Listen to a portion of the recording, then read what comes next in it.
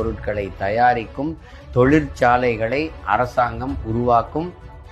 இத்தகைய நிலமும் வளமும் சார்ந்த தொழிற்சாலைகள் மூலம் பல்வேறு உணவுப் பொருட்களின் உற்பத்தி அதிகரிக்கும்.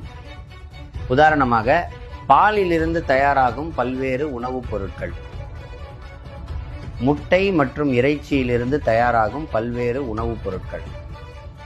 அந்தந்த ஊரிலேயே அரசாங்க வேலை. விவசாய நிலங்களில் மற்றும் அரசாங்கத்தால் உருவாக்கப்பட்ட தொழிற்சாலைகளில் படித்தவர்க்கும் மற்றும் படிக்காதவர்க்கும் அரசாங்க வேலை அமைத்துக் கொடுக்கும்.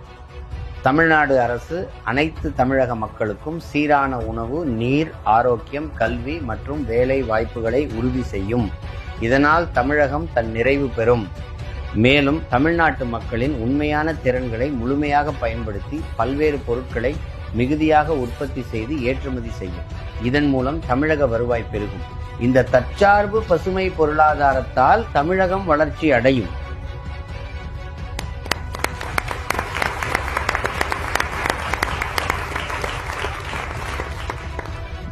தமிழ்நாடு வளர்ச்சி ட்ரூ மாடல் அப்படின்னா என்னன்னு காட்டிட்டீங்க.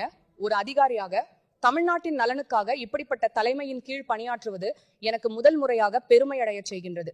தமிழ்நாட்டிற்கான இந்த உண்மையான வளர்ச்சி திட்டத்தை பார்த்த பிறகு தமிழ்நாட்டு மக்கள் கான்ஃபிடன்ஸ் பெறுவார்கள்.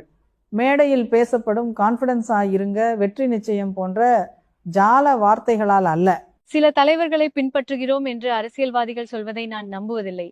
ஆனால் ஒரு உண்மையான தலைவனை நேரில் பார்க்கும் போதுதான் நம்பிக்கை வருகிறது. ஐயா, உங்கள் தலைமையின் கீழ் பணியாற்றுவது எனக்கு பெருமையாக இருக்கிறது. ஐயா, சட்டமும் ஒழுங்கும் காக்கும் அதிகாரியாக பல தலைவர்களை பார்த்திருக்கிறேன்.